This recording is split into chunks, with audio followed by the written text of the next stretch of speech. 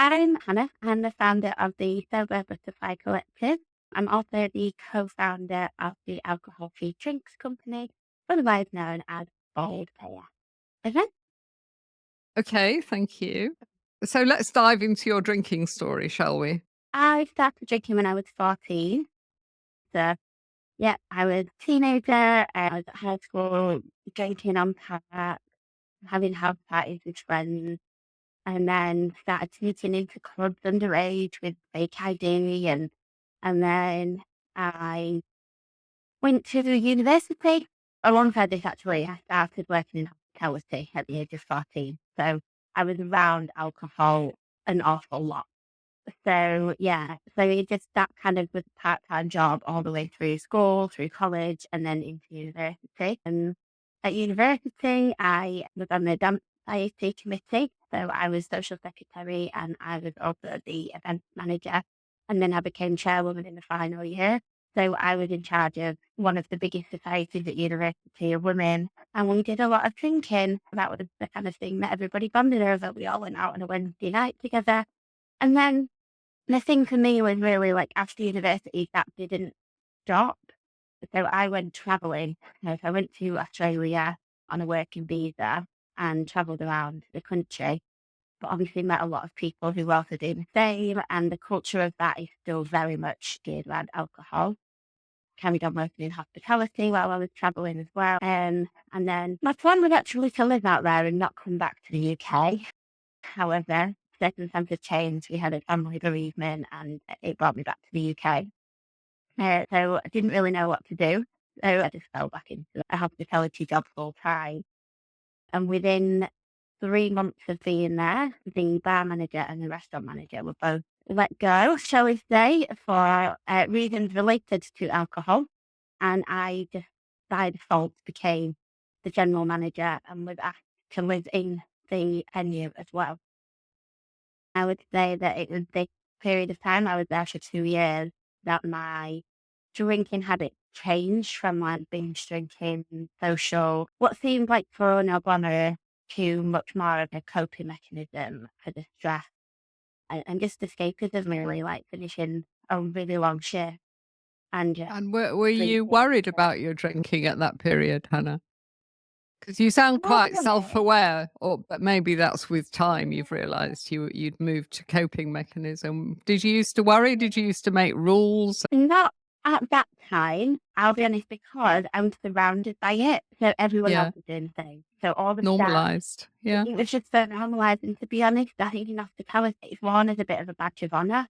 If you can do a Mm. really long shift, have drinks after work, we used to have lock-ins at the pub, and then I used to be on a breakfast shift. So it was, oh wow, yeah, you've only had a few hours sleep and you were up till whatever time and then you're up doing Work this. hard, play hard. Yeah, and so really wasn't highlighted as an issue at that period of time. I left the hospitality industry when I was 26. I quit with no job to go to because that was my issue. I was stuck because I lived there and I worked there. So yeah, I left the industry and then I would say it probably took me about a year to really assess my drinking habit. My coping mechanism had always been to go finish a shift, open a bottle of wine. So when I left the industry, I was now finishing work at 5 o'clock, 6 o'clock, getting home, not knowing what to do. Had all the free time I've never had before, never had evenings and weekends free. And then just opening a bottle of wine. Yeah, it probably wasn't highlighted until about summer of 2019, really. And what you said about had they ever really put rules on it, I hadn't until 2019. I attempted dry January that year. I managed about, I would say, 3 weeks. But I wasn't really doing it for the right reasons. I was doing it because Yeah. everybody had a boozy Christmas. I'd had my first Christmas without working in hospitality, and it seemed like a good thing to do to have a break then, but didn't, as I said, take it very seriously. It broke it after a couple of weeks. But yeah, it was after a very, very boozy summer in 2019. And I you had, had that moment, didn't you? You wrote about feeling totally lost sometime in 2019, and that triggered a 3-day drinking binge. That was your last hurrah, was it really? yeah, yeah. I went on a hen do abroad with some friends. And literally from the moment of us getting up and setting off, it was just drinking. It was just a really good excuse for me to just drink to oblivion, really, and it be accepted because that's what you do on Hindu. That's what we were going to do. So it passed away pretty much. It was just That's what they're for. yeah, yeah. There was a moment when I was with my friends, and they're very like my best friends I've had since like school and college. And we were on the terrace and we were getting ready. We'd got ready to go out, and I just had this sudden, I don't know, like panic, kind of anxiety attack episode, and I just didn't want to be in any photograph. And I went and hid in the toilet. And I remember just looking at myself in the mirror and just, who is this girl? I just Yeah. didn't recognize myself at all. I actually took a photograph of myself. Didn't know in the moment that was actually going to mark quite a pivotal point in my life.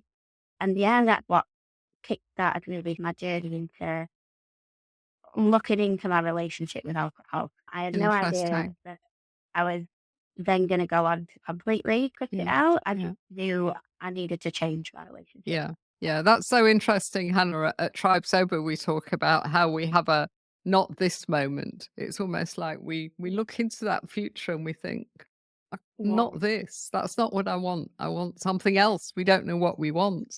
But again, on your website story, which is beautifully written, you talk about deciding to quit and venture into the unknown. Yeah. Do you know what you meant by the unknown? Vaguely. Oh, I remember being very depressed when I realized that I would have to give up drinking. I remember thinking, oh, the good times are gone. yeah. How did you feel? Yeah.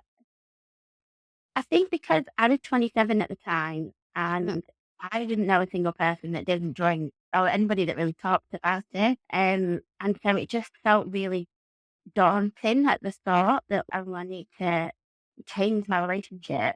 And how do I go about this? A friend shared in a WhatsApp group that I was in an article about anxiety. And that kind of was a little bit of a light bulb moment for me. It was 𝐬𝐮𝐬𝐜𝐵 from Sober Girl Society was mentioned in it. And I was like, there's like a world of people who maybe don't drink. And like, she's a year older than me.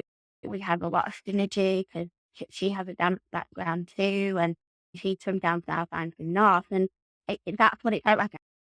I felt like I just had this little door like opened into coming in, how is Deep it? into sober land. Yeah, which it was that unknown that there is actually a world of people out there who choose not to drink because in the UK it's such a binge drinking culture and it's so celebrated and it's attached to so many things. You commiserate with it, you celebrate with it, you relax with it. It did feel very daunting to venture into that world. Fantastic. Talk to us about that list writing exercise you mentioned. I thought that was very clever. You wrote down all your dreams really and what you wanted to achieve in life, and you realized that alcohol was standing in the way of quite a few of those, didn't you? Yeah. Yeah, so I had this day and that I just was reflecting and I was just like, I felt so deeply unhappy. I didn't necessarily know at the time that it was completely related to alcohol. As I said, I'd had this moment in Barcelona and that the alcohol wasn't helping. So I went and bought this notebook and decided to write down on the top of each of the pages like different headers. So I wrote down their mind, body, and soul on the first 3 pages.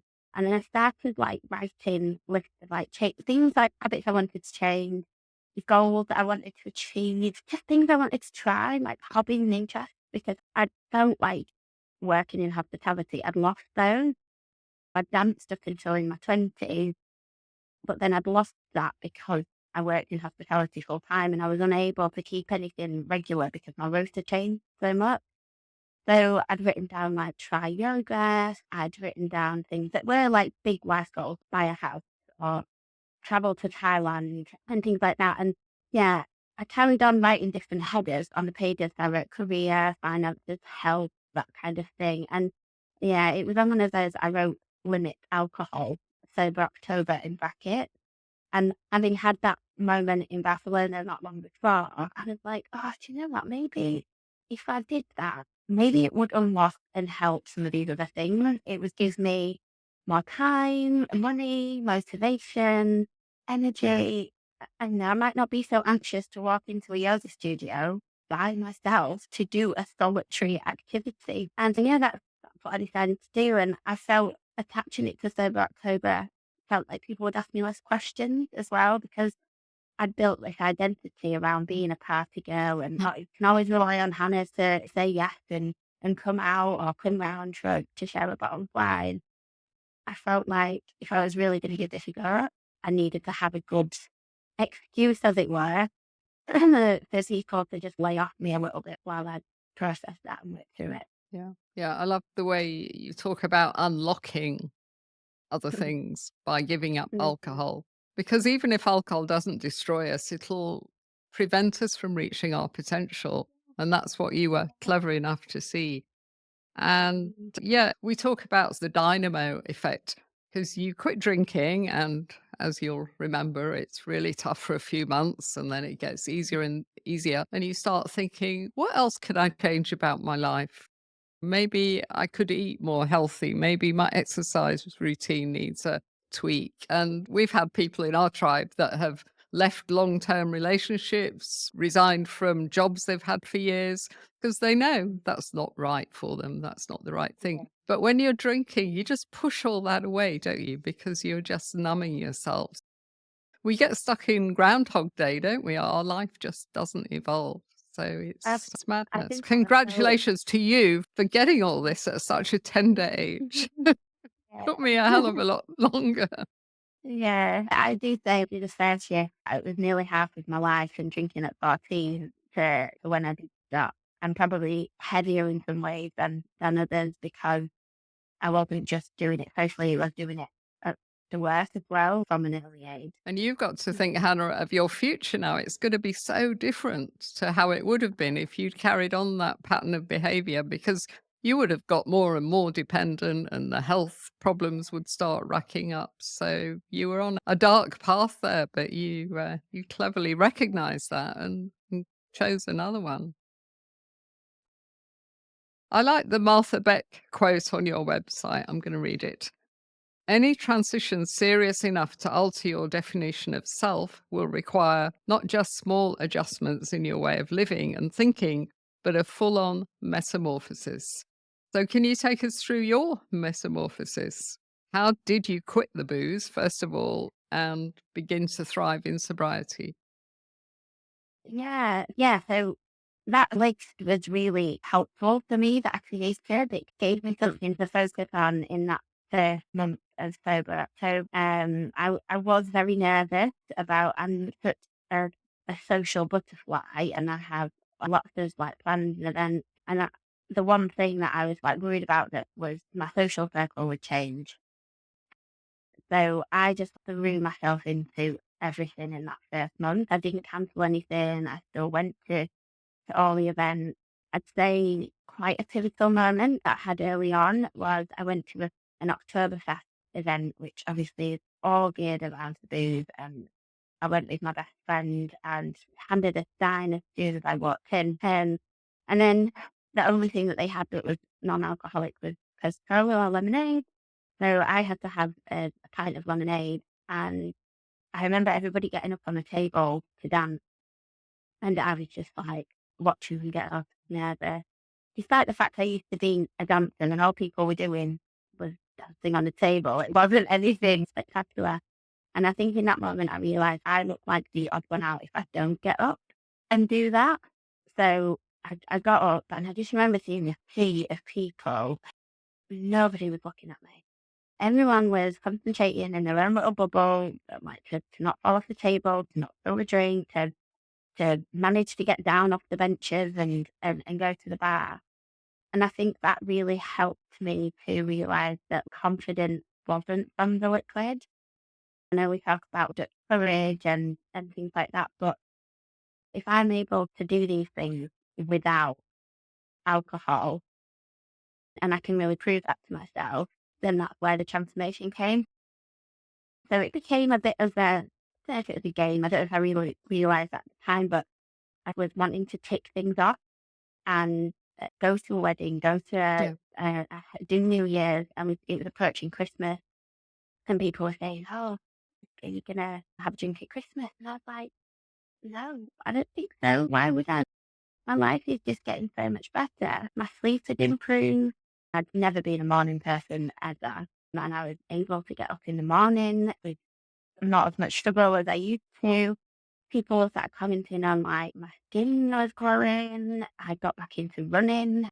I'd always dipped in and out of running, and that became the thing that helped me purge any sort of negative emotions and feelings that I was carrying.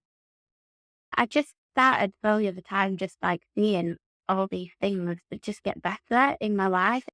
It was like I'd listed a list of potential, Yeah. and I'm not going to completely glorify it because there were tough times. You have to go into this like mush phase of the Mm. cocoon, Mm. and you Yeah. really have to address some things, and some really tough things come up in that time that you have to process things from my past or behaviors. But to be able to come out of the other side of that, it felt amazing. I was in such a Yeah. dark place just It's prior. worth all the pain, isn't it? Yeah. So yeah, I thought your determination to socialize was very impressive because it is awkward. We talk about sober awkward. We all know Yeah. that feeling, those early weeks. Oh, you don't know what to do with yourself. You don't know what to say. I remember thinking, I don't have anything to say without my wine. Yeah. But somehow you find yourself again, don't you? Um, Yeah. yeah, and as you say, we have to do those sober first, don't we? The first wedding, the first Christmas, the first holiday, that's a big one. So many people in our community, they dread that first holiday. Yet they come back and they say, I had the most amazing time and I feel great. Whereas I used to feel wrecked when I got back from holiday. So I as you actually say, went to Thailand. So that was on my list. Thailand on my list, and yeah, that's where I went. I think it was about 6 months in. I went for my birthday, and it was actually quite a good place. I was quite daunted by the whole the moon parties on the beach and all of that. But actually, there were a lot of good options like the fruit juice and the smoothies and the yeah. coconuts, and it was actually not as daunting as I thought. And I went with two best friends who have been on the whole drinking journey with me. They've known me since we all started drinking together, and they were really supportive, and that made a huge difference for me. And you talk about the cocooning phase as well. I think that's interesting because sometimes people say they're in their second week of sobriety and they say, oh, I've got 3 social events to attend this week. How am I going to cope? So sometimes I say, how about not going? Just treat yourself gently to begin with. And they think, oh, Yeah. I never thought of that. So create a little cocoon. Don't become a recluse. Your approach about Yeah. getting out there, because you have to learn those sober skills. And the only way you'll do that is by going out sober, however awkward it is, but also make it quite easy for those first few weeks. You just need a little bit of sober time under your belt, don't you, to keep going. Yeah, I think it's in social situations, it's often hugely down to the company that you're spending the time with, the actual setting itself, with the atmosphere, like if you're in a nice environment. And I have to find as well, if there's actually something nice to drink, because otherwise your mind becomes so consumed by other people drinking. I stopped before a lot of the wonderful alcohol-free drinks even that exist now were created. So I used to ask for like an elderflower tonic in a gin glass, garnish, so that people would ask me less questions at some social events that perhaps I didn't feel as comfortable telling people that I wasn't drinking.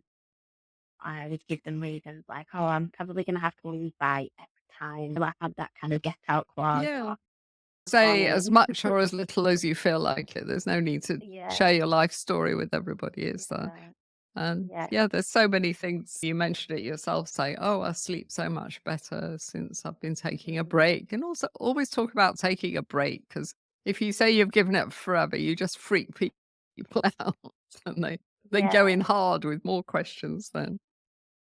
I think it can often be a lot of pressure on yourself as Yeah. well. I know some people do need that clear cut, like this is a long term thing, but I went in with I'm changing my relationship with alcohol and I have to cut it out to be able to do that. And so for me, it was just working on that. Um, Yeah. and I'm now over 4 years sober because Yeah. that's the mindset that I've kept the whole time. Yeah, and I often had different approaches to tell people when depending on how they asked Yeah, me. absolutely. If it was Depends on the sensible, people. Yeah. I often said it was either to benefit my mental health or it was a lifestyle choice because my life was just better without it. And then people Yeah. were like, "Oh, oh." And have you influenced a lot of your friends to quit drinking? Um, I'm not sure, like, my close friends, but I think with their lifestyles anyway. So I was in a bit of a time warp with working in hospitality and sticking in there, whereas a lot of my other friends had got partners, had children, bought houses, which I wasn't in that phase of my life. And so their relationship with alcohol had naturally changed anyway. So Yeah. some of them don't really drink anyway because they have children. So they don't drink at home. They very rarely go out. However, I know that I've influenced acquaintances and the wider circle. When I started putting it out on social media, when I felt confident enough to share it, I got a lot of messages from Yeah. people saying, "Oh my goodness, I wish I could do this." I was like, "You can." How And many months I know sober? How many months in were you when you shared on social media? I was actually only a couple of months in. So I went to Millie, who'd inspired me when I'd read about anxiety. I went to an event of hers when I was 6 weeks sober. So I'd used the whole sober October thing, and then people would start going, "Oh, you're gonna have a drink now, it's November," and I was like, "Oh no, I'm gonna go to this event that's in Manchester, and it was mid-November." And I went to that, and it was a room of 30 women having a bottomless, boozeless brunch. And I just stepped into that room. I was so nervous, but when I sat down, I sat across from this lady who's now still one of my closest friends. I just felt like I was meant to be there and like I belonged in it, or I was like-minded people. And yeah, that for me changed my life. It was a real catalyst for me being brave and putting it out there and wanting to help others Yeah. realize that this existed. So I set up an Instagram page called Another Mindful Millennial. So I didn't make it just about sobriety. I made it more about the changes I was making on that list that I told you about. Nice. I was trying to make it more about the things that I was going to look at in my life, eating better, reconnecting with the joy. I just wanted to congratulate you on your 4 years of sobriety. And can you pick out your personal top 3 benefits for us? Oh, I just think you get so much time back. Yeah. And that's probably my biggest one. I wish I could say money. That is what I wrote down on my I am sober Yeah, I app. don't know I where downloaded mine's gone that. either. And I thought, oh yeah, I'm gonna save so much money, but I just find other things to spend it on. But the other things that I'm spending it on are bringing me genuine joy. So I think my use of money is probably a benefit, to be totally honest. Yes. Yeah. And then my third one would probably be much deeper connections and friendship. I didn't particularly lose any friendships through my decision to stop drinking, but I remember feeling my friends, because we've been friends so long, didn't probably really want me around. It was just one of those hardened shaker. I used to have these voices when we'd go out. "Oh, what my place here? I'm not the funny one. I'm not the witty one." Removing alcohol from that equation has allowed me to realise my place in my friendship group. It's also allowed me to reconnect with family that haven't been in my life for a long time. And then I've made tons of new friends through sobriety too. Yeah. And there's such a different level of friendship Yeah. because they haven't been based around alcohol. So much more like raw and honest and vulnerable with strangers. Yeah. And Yes. they allow for those authentic connections to grow. Yeah. So yeah. Yeah, that's what I love about the recovery community, Hannah, because there's no bullshit, is there? We talk from the heart and we're not afraid to be Yeah. vulnerable. And normal kind of drunken friendships, they're not like that. They tend to be full of people showing off, actually, of what they've Yeah. done, where they've been, how big their car is, all that nonsense. So, ditching the booze enabled you to find your flutter and set up the Sober Butterfly Collective in 2020. So, what is it and who is it for? quite a good one to follow on from the deep connections that I've just talked about. Yeah. So Service Supply Collective is a volunteer-led organisation that I started really as soon as I went to that event as Millie's back in 2019, because I started seeking friendship that didn't revolve around alcohol. And I started looking on Instagram, and I created a WhatsApp group. I started organising some meetups around where I lived near Leeds. And then that quite quickly grew due to lockdown. We had lots more people join us from other areas, and it became an Instagram page. It opened up the world for people to join us. We did lots of online socials, and it was purely just based on creating friendship. I was very lucky. I found some really close friends very early on into my sobriety, and I remember saying to them, if everybody just had what we have, that little group that they can just go to when they're having a wobble or something's a bit tough, then maybe more people would be able to stick with their sobriety journey. And yeah, so it just grew and grew through lockdown as people were assessing their own relationships with alcohol. And then we hosted a social in 2021 when we came out of lockdown. And people travelled from literally Essex, Birmingham, Newcastle, like Manchester, Lancashire, Yorkshire. And I was blown away by how much people did want that connection. Obviously, we all wanted to face connection after so long of being indoors and isolated. But it just really highlighted the social isolation that you go through when you do look at your relationship with alcohol and how much people wanted it. Not long after that, I looked into how I could help people find friends in their local area, because I knew it wasn't feasible for them to always travel to me in Yorkshire. And this is when I started 𝐃𝐨𝐬𝐵𝐠𝐞𝐭 Catch-Up.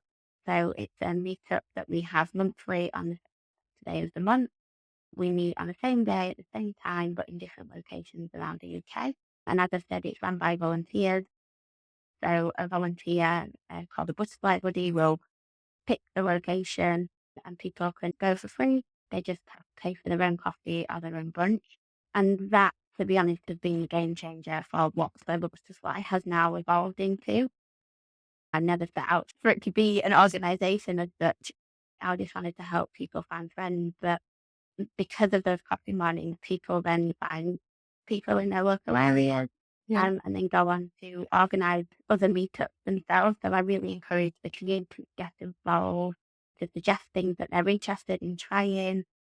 The list of all the activities that we've probably tried over the years, I should probably do that at some point, list everything that we've Yeah. ever You tried. should give people ideas. Yeah. We've got Yeah. book clubs, people go to the theatre, we've got wild swimming group, and we've got groups that go hiking. It's not all outdoor activities. We've done craft days, and it gives people the ability to dip in and out, and the friendships that have been created from it are just absolutely outstanding. People are seen to each other's weddings, and they've hosted baby showers for each other. People have been on holidays together. Yeah, it blows my mind what it's become, but it is so special because I really tried to make sure that everybody feels valued, everybody feels seen and heard, and has the ability to make friends if they want to. Sounds fantastic, Hannah. Well done. Well done. I love the acronym that I saw on your website, FLY, First Love Yeah. Yourself. And I believe that this sobriety journey is about loving ourselves, because a lot of us got dependent because we were so busy running around after other people and keeping our Yeah. jobs and keeping our families happy, that by the end of the day, we were so exhausted. We just fell on that bottle of wine out of sheer exhaustion because it was a quick fix. So when we do quit, we have to begin to learn to put ourselves first, because it's not easy. We have a Zoom cafe every Saturday afternoon, and a lady contacted me the other day and she said, "Oh, I'd love to come to the Zoom cafe. I've got so much to tell you guys, but we've got relatives of my husband coming around and they'll be annoyed if I disappear into the bedroom." And I talked her into coming in the end. I said, "Just say you've got an important work meeting for 1 hour and you'll be back with them after that," because they were going to be there all day. And she said, "Oh, I guess I could do that." So it's getting into the habit, isn't it, of putting ourselves Yeah. first, because there's quite a lot of work to do in early sobriety and it takes time, and we have to allocate that time to do it. So So what would you say to somebody about fly, how to get the fly vibe going? it is a journey and it does take a lot of time. I've been working on it for 4 years and I'm still not there. Unlocking that people pleasing nature is very difficult. And when you've done it for so long, I've worked with empowerment coaches and mindset coaches to put boundaries in place, which is very difficult. I created with one coach a self-care menu. So I had to write down like all the things that I considered self-care that would fill my cup up, basically. And I had to write down how long each of those would take. So if I was going to have a bath, for example, I know that the standard of self-care is having With I know candles. it's not all of, I know it's not all of that and face masks and all of that, but I had to write down like everything that I could do that was just taking time out just for me, was not for anybody else, and give my time against it so that if I ever feel, because I am quite busy, that, oh, I don't have the time for self-care and putting myself there, I had this list that actually I have 15 minutes. I could go do this. Yeah. And that will help me. And I think that's really important to take the time to notice what does fill your cup up. I actually find that spending time with my loved ones and with my friends does fill my cup up. It's not actually always being alone. And that is okay if I just want to go and sit on my friend's sofa. That is self-care, just going round to a friend for a cup of tea.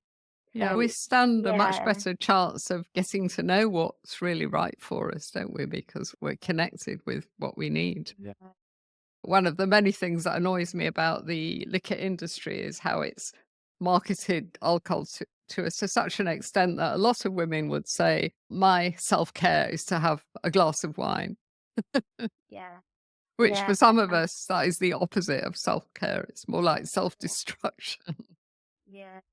And one thing I would say is that if, someone has the ability to afford this or access this, depending where they are, is to get some form of therapy. You don't have to be in for therapy to be beneficial.